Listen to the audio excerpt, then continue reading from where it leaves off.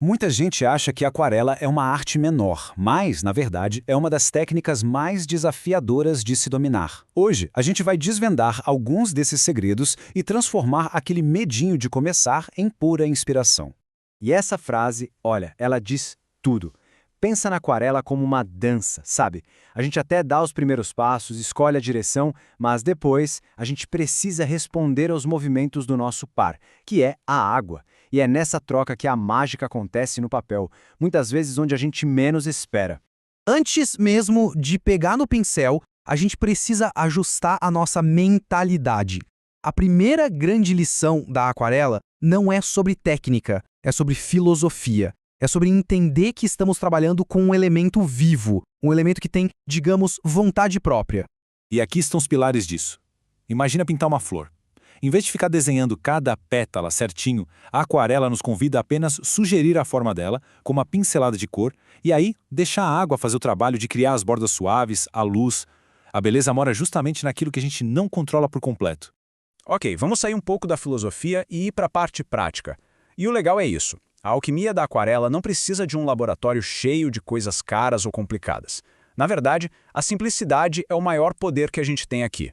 Se tem um número para guardar na cabeça, é este: 300 gramas. Essa é a gramatura mínima por papel.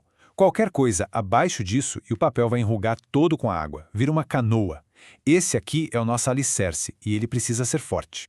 No mundo dos papéis, existem basicamente esses dois tipos. O de celulose é como um parceiro de treino gente boa, ele perdoa mais os erros. Já o de algodão, o de algodão é um mestre de dança. Ele exige mais, mas o resultado, aquelas fusões de cores perfeitas, é outra história. Então, pode esquecer aqueles estojos gigantes com 48 cores.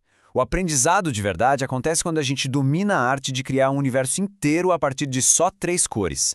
Essa limitação, na verdade, é a maior liberdade criativa que existe. Mas como é que pode, né? O mesmo vermelho, amarelo e azul que a gente aprendeu na escola, como eles podem gerar a complexidade de um pôr do sol ou a delicadeza de um tom de pele? É aqui que a alquimia começa pra valer. O círculo cromático é tipo o nosso mapa do tesouro. Ele mostra o segredo da harmonia. As cores que estão uma de frente para a outra, as complementares, criam um contraste que vibra, que chama a atenção. Já as vizinhas, as análogas, trazem uma sensação de calma, de unidade. Pensa nisso como se estivesse fazendo um chá. A gente começa com a cor bem forte e, aos poucos, vai adicionando mais água para diluir. Na aquarela, a água é o nosso botão de volume. É ela que transforma um grito de cor num sussurro. Lembre-se, o branco da pintura é o próprio papel e a água que revela ele para a gente. E aqui dá para ver isso perfeitamente. Dominar essa escala de tons, do mais forte ao mais transparente, é o que permite criar a ilusão de luz.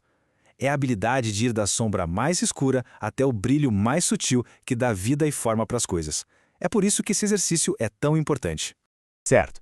Agora a gente chega no coração técnico da aquarela. Se a gente conseguir dominar esse próximo conceito, que é o controle da umidade, 90% do caminho já foi. Tudo se resume a 2 situações básicas. E são essas duas aqui. O molhado no molhado é para criar aquele efeito de sonho, um céu, uma névoa, um fundo mais solto.